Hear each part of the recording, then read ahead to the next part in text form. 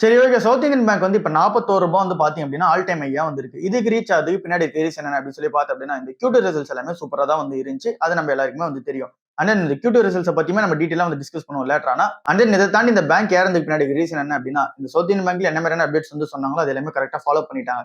அப்புறம் வந்து mutual funds வந்து அதிகமான இன்வெஸ்ட்மென்ட் வந்து பண்ண ஆரம்பிச்சிருக்காங்க.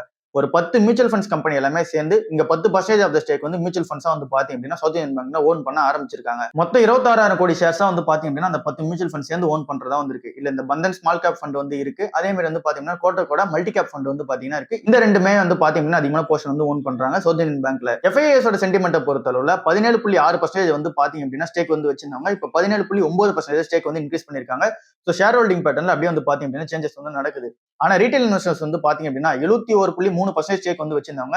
இப்ப 70.2% ஸ்டேக் தான் வந்து வச்சிருக்காங்க. சோ ரீட்டைல் இன்வெஸ்டரோட போர்ஷன்ஸ் வந்து பாத்தீங்க அப்டின்னா டிராப் ஆக ஆரம்பிச்சிருக்கு. அடுத்ததா கோல்ட் லோன் பக்கம் வந்து இங்க பிஆர் ஸ்ட்ராட்டஜி சொல்றது என்னவா இருக்கு அப்டின்னா, கோல்ட் லோன் வந்து பாத்தீங்க அப்டின்னா மேனேஜ் பண்றது பெரிய ரிஸ்கா வந்து இருக்கும். அது வந்து பெரிய சேலஞ்சாவும் வந்து இருக்கும் அப்படின்றத சொல்றாங்க. இப்போ கோல்டோட பிரைஸ் வந்து பாத்தீங்க அப்டின்னா அதிகமா ஷூட் அப் வந்து ஆயிடுச்சு. 50% மேல இந்த கோல்டோட பிரைஸ் வந்து பாத்தீங்க அப்டின்னா ஏறி இருக்கு. ஆனா ஒருவேளை கோல்டு வந்து கிராஷ் ஆகுதுன்னும் போது எங்களுக்கு பெரிய பிரச்சனை வந்து இருக்கும். லைக் வந்து 2011 டு 12 வந்து பாத்தீங்க அப்டின்னா இதெல்லாம் நடந்துச்சு.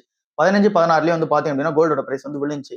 சோ அந்த மாதிரி டைம்ல வந்து நடக்குது அப்படின்னா எங்களுக்கு நெகட்டிவான செட் பேக்கா இருக்கும். சோ அதனால ஃபுல்லா கோல்ட் லோன்லயும் எங்களால வந்து போக முடியாது. ரீட்டைல், எம்எஸ்எம்இ அப்புறம் கோல்ட் லோன் வந்து ஃபோக்கஸ் பண்ணுவோம். ஹவுசிங் லோன்லயும் வந்து பாத்தீங்க அப்படின்னா ஃபோக்கஸ் பண்ணுவோம். சோ ஃபுல்லாவே கார்ப்பரேட் லோன்ஸ்ல இருந்த நாங்க வந்து ரீட்டைல், எம்எஸ்எம்இ அப்புறம் வந்து பாத்தீங்க அப்படின்னா ஹவுசிங் லோன் அடுத்ததான் வந்து பாத்தீங்க அப்படின்னா தான் நாங்க கோல்ட் லோன் உள்ள வருவோம் அப்படின்றது வந்து சொல்றாங்க.